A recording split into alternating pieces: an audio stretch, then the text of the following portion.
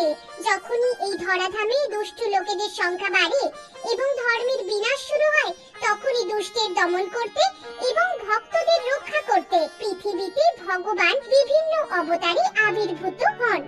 কিন্তু এই তিনটি কারণ ছাড়াও আরেকটি চতুর্থ কারণ রয়েছে, যে কারণে ভগবান ধরাধামে অবতীর্ণ হন। জগন্নাথ দেবের এই কাহিনী হয়তো আপনাদের জানা নেই। জগন্নাথ দেবের মন্দির পুরীতে অবস্থিত, তাই এটি জগন্নাথ পুরী নামে পরিচিত। এখানে প্রায় বিভিন্ন অলৌকিক ঘটনা ঘটে। এই গল্পের মুখ্য পাত্র রঘুদাস, যে জগন্নাথ দেবের সবথেকে প্রিয় ভক্ত ছিলেন। তিনি জগন্নাথের মন্দিরের সিংহদুয়ারের কাছেই থাকতেন। তিনি রামচন্দ্রেরও বড় ভক্ত ছিলেন। একদা তিনি যখন জগন্নাথ মন্দিরের গর্ভগৃহে গেলেন, তখন একসাথে রাম, লক্ষ্মণ এবং মাতা সীতার দেখা পেলেন। তখন থেকেই তার মনে বিশ্বাস জন্মেছিল, ভগবান রাম আর জগন্নাথের মধ্যে কোনো পার্থক্য নেই। ঠিক তবে থেকেই ভগবান জগন্নাথের প্রতি তার ভক্তি আরো বেড়ে গিয়েছিল। একবার রঘুনাথ ভগবান জগন্নাথের জন্য খুব সুন্দর একটা মালা গাঁথলেন এবং তাকে পরানোর জন্য প্রধান পুরোহিতের হাতে দিলেন। কিন্তু ওই মালা একটি সমস্যা হয়েছিল। ওই মালাটি গাঁথা হয়েছিল কলা গাছের ছালের সুতো দিয়ে। গাছের ছালের প্রয়োগ মন্দিরের ভিতরে নিষিদ্ধ ছিল, তাই এই মালা পূজারীর মূর্তিতে পরাতে অস্বীকার করেন। এই মালা মূর্তিতে দেওয়া যাবে না। এই দেখে রঘুবর দাসের খুবই দুঃখ হলো। উনি বড় ভালোবেসে মালা তৈরি করেছিলেন, তাই মন খারাপ করে তিনি মন্দির থেকে বাইরে চলে এলেন। ভগবান জগন্নাথ তার ভক্তের ভালোবাসা সচক্ষে দেখতে পেলেন এবং তার দুঃখ বেশিক্ষণ সইতে পারলেন না। ভগবান জগন্নাথের সন্ধ্যা আরতির পরে ওনাকে শোয়ানোর আগে একটি বিশেষ প্রথা প্রচলন আছে। যখন পুরোহিত শৃঙ্গার করতে গেলেন, তখন একটি আশ্চর্য ঘটনা ঘটল। পূজারী ভগবানের মূর্তিকে ফুল দিয়ে সাজাচ্ছিলেন, কিন্তু একটি ফুলও তার মূর্তিতে না থেকে মাটিতে পড়ে যাচ্ছিল। বারবার চেষ্টা করেও পূজারী ফুলের শৃঙ্গার করতে অসমর্থ হচ্ছিলেন। এই দেখে সব পূজারীরা চিন্তায় পড়ে গেলেন। নিশ্চয়ই আমার কিছু ভুল হয়েছে, তবেই এমনটা হচ্ছে।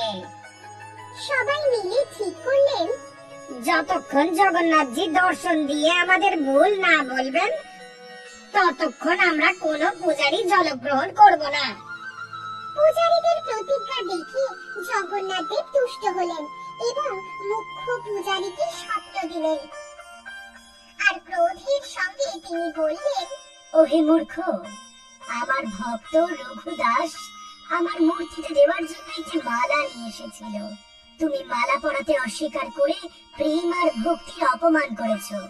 ওই ভক্ত অন্ন জল গ্রহণ করেননি, সে ক্ষুধার্ত অবস্থায় রয়েছে।